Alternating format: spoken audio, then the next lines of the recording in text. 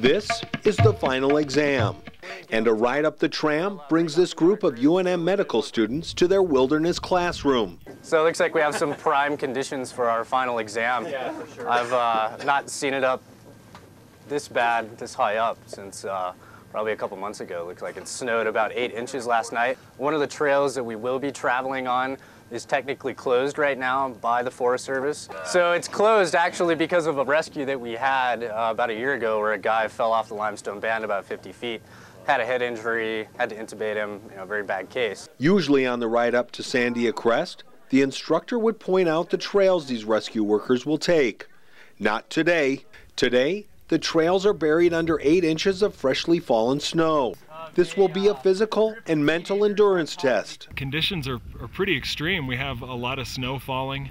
That changes things a lot. The elements make this the ultimate stress test, part of a month-long Wilderness International and improvisational medicine course. The month is just an action-packed month. We do everything from avalanche awareness to backpacking in Utah to search and rescue scenarios. The point is to test these UNM medical students' skills under pressure. Where you don't have everything you need and you have to think of what you would do instead of something else that you would usually do, and just improvise with what you have on you. We're hospital trained, so we have all the equipment we need right there at our hands. We can just ask for it and someone will bring it to us. The medical equipment they have is strapped to their backs in these fast packs.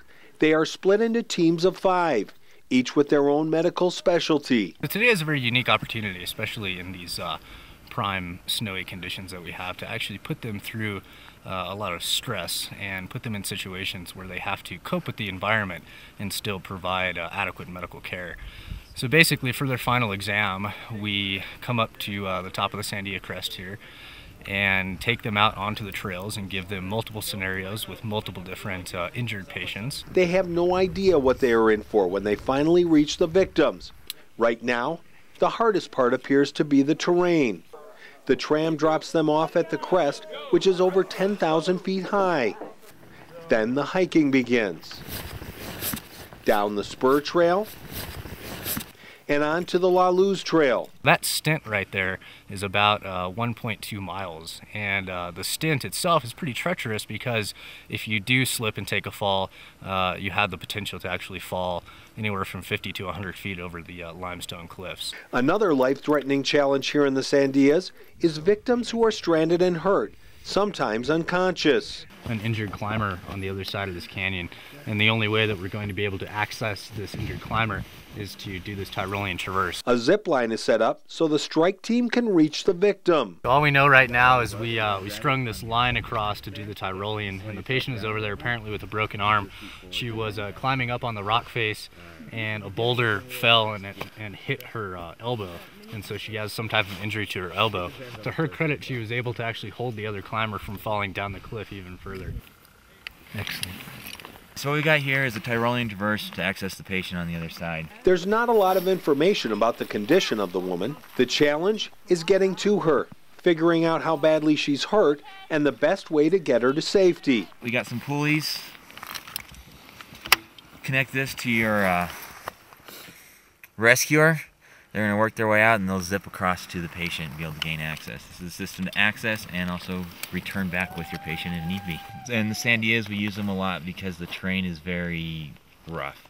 You have a lot of gullies, as you can see the one that we're in here. This is a big climbing canyon. So if we got someone up, we'd have to get them across as well. And this would be the way that we would do that. And this is what we call a frost knot with high strength cordelette at 3,000 pounds and then tripled and or looped and doubled. Will give us about a 12,000 pound anchor onto this tree. Let go, all the way, let go, let go, let go.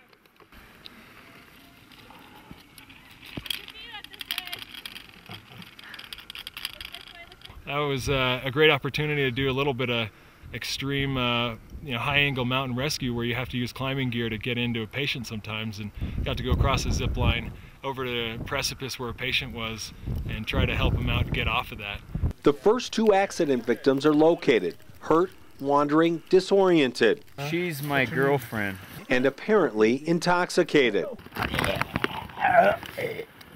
And vomiting, which can also be a sign of traumatic head injury. One victim can walk with some help.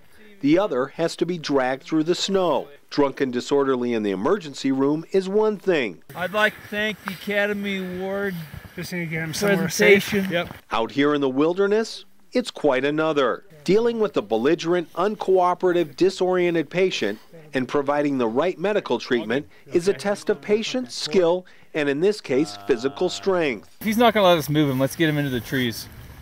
Someplace shelter, all right? He's getting more difficult. Instead, they use brute strength to haul him to the shelter. If you two will get the shoulders, I'll get the legs. Every mountain. Not in this condition. They reach the stone hut, where Dan has already started treating the first accident victim. Your gloves wet? No. Let's get these gloves on you. And keep you warm. And while they are bringing these two in, there's word of a third victim. You were walking on the trail to save Joe. Who is still out there somewhere. What's your name? I'm Derek. Derek and Jason. Good to meet you. Sorry you're having a bad day. Joe says they'd been drinking all day, dancing on the top of this cabin when he slipped and came crashing down. I really can't move my right arm. Right leg's really hurting. Okay. Gani, what do we got? How old are you? I'm 29. All right, we have a 29-year-old male, no loss of consciousness. Sir, we need to get you inside because it's cold out here, all right? Okay. We don't want you to get hypothermic. When it's cold in the ER, you turn up the thermostat. Wow. Lighter, yes. Good idea. Not here. In the ER, when you have to move a patient, there are orderlies and gurneys. Not here. And when it's time to administer treatment, you have to trust your own instincts and ability to make the right call. Looks like you got a dislocated shoulder here. We're gonna give one attempt at putting it back. You should feel a lot better. Okay? I'm gonna pull on it. And I'm gonna give it a real hard pull. Yeah. How'd it go? It popped back in. These medical students won't be using gaffer's tape in the ER, but it'll do in the wilderness. That hurts, right? Yes, it does. It hurts in the trauma bay also. In the wilderness, we need to improvise, and it's a lot more difficult than what you would expect. This is great for us because we see a lot of trauma and people that come in that we usually get from the rescuers that are usually doing this, like Jason, who's one of our instructors. They bring him and drop him off to us in the hospital, so it's great to see what happens on the other end. Albuquerque is an urban area, and it's located very, very close to the National Forest. So what we see as a result of that is people going out into the hills who are sometimes not adequately prepared, and so we actually see a increase in the number of rescues that we get within the Sandia Mountains because it's located very close to an urban area. Because of that, our mountain rescue team here in Albuquerque, the Albuquerque Mountain Rescue, trains very diligently every month to be prepared to respond to those rescues. And these UNM medical students have put themselves to the test, providing emergency medical treatment to patients in the best and worst conditions.